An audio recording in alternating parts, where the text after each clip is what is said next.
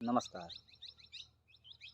कल राज्यसभा के चुनाव में जो राजनीतिक फेरबदल और उलट-पलट सामने आया, उसने पूरे राजनीतिक परिदृश्य को ही बदल दिया।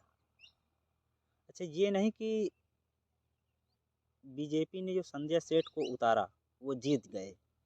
तो जीतने से ये नहीं हुआ कि वो बीजेपी को बहुत हिमालय की चोटी पर ले जाकर खड़ा कर देंगे या बीजेपी बहुत ज़्यादा करिश्मा कर जाएगी लोकसभा चुनाव में। इसका कोई तात्पर्य नहीं है। सपा खेमे में जो बिखराव दिखा, उससे सपा के अंदर खलबली मच गई, क्योंकि ये लग रहा था कि कुछ ही विधायक बगावत करेंगे, लेकिन देखते ही देखते 8 से 9 विधायक वोटिंग क्रॉस कर दिया, जिसमें एक सपा के चहेते थे गायत्री प्रजापति, जो रेप केस में माँ बेटी की जेल में बंद हैं। उनकी पत्नी विधायक हैं। उन्होंने तो क्रॉस वोटिंग नहीं किया, लेकिन वोट करने नहीं आई। तो बीजेपी अब ये मान कर चल रही है कि सपा के बिखराव से लोकसभा चुनाव में उसको बहुत अधिक बेनिफिट मिलेगा, क्योंकि आप देखिए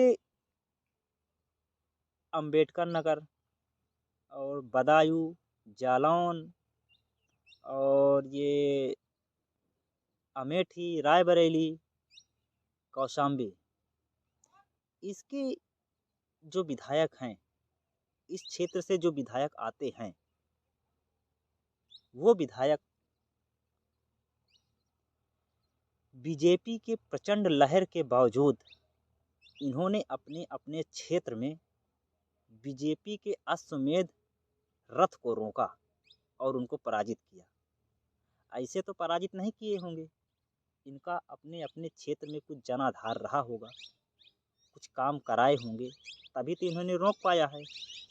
तो जब ये बगावत किया है सपा से, तो ये बीजेपी में आए या ना आए, लेकिन सपा को काफ़ी नुकसान तो पहुंचाएंगे ही। आपने देखा अभी जब बदायूं से शिवपाल चाचा को उतारा गया धर्मेंद्र यादव को हटाकर, तो वहाँ भी काफ़ी मुश्किलें पैदा हो गई, क्योंकि यहाँ से जो एमएलसी थे उन्होंने अखिलेश यादव से बगावत की और उन्होंने राष्ट्रीय महासचिव पद का छोड़ दिया। तो एमएलसी साहब वही सलीम शेरवानी, तो उनकी बगावत से काफ़ी ज़्यादा समाजवादी पार्टी मुश्किलों में घिर गई। उसी के कारण ही शिवपाल यादव को यहाँ से उतारना पड़ा। अब देखिए यहाँ पे शिवपाल सिंह यादव, अखिलेश यादव, सभी की दांव प्रतिष्ठा पर लगा है। अगर अखिलेश यादव के चाचा शिवपाल यादव अगर जीत जाते हैं तो वो तो बड़े कद के नेता ही हैं और बड़े कद के हो जाएंगे, लेकिन अगर हार गए तो इनकी प्रतिष्ठा ध्वस्तीभूत हो जाएगी। ये आप लिख लीजिए, बड़े बड़े हरफ में लिख लीजिए। देखिए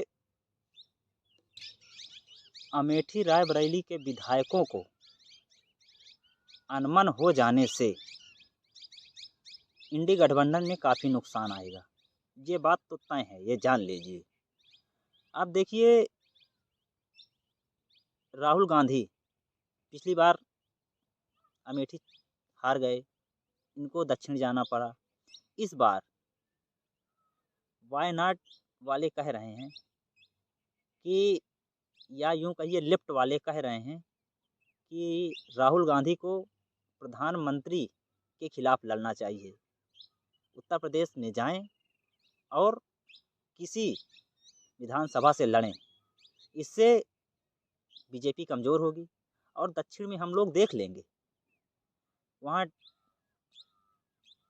टी राजा की पत्नी को लड़ा दिया गया। अखिलेश यादव को वो राहुल गांधी को वो सीट तो छोड़ना पड़ेगा। अब देखना पड़ेगा कि राहुल गांधी के लिए कौन सी सेफ सीट है। अब देखिए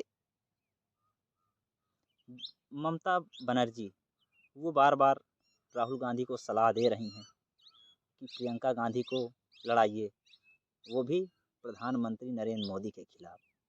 अब वो कांग्रेस के जो चतुर सुजान हैं वो बता रहे हैं कि दीदी हम लोगों को डुबाने पर लगी हैं, क्या ज़रूरत है हमको सलाह देने की, हम इतनी बूढ़ी पार्टी हैं, हम सब समझ रहे हैं, हमको ज़्यादा ज्ञान देने की ज़रूरत नहीं है। खैर चुनाव हो गया। अब लोकसभा के चुनाव में जो बागी विधायक हैं देखते हैं ये किस ओर पाला बदलेंगे। धन्यवाद।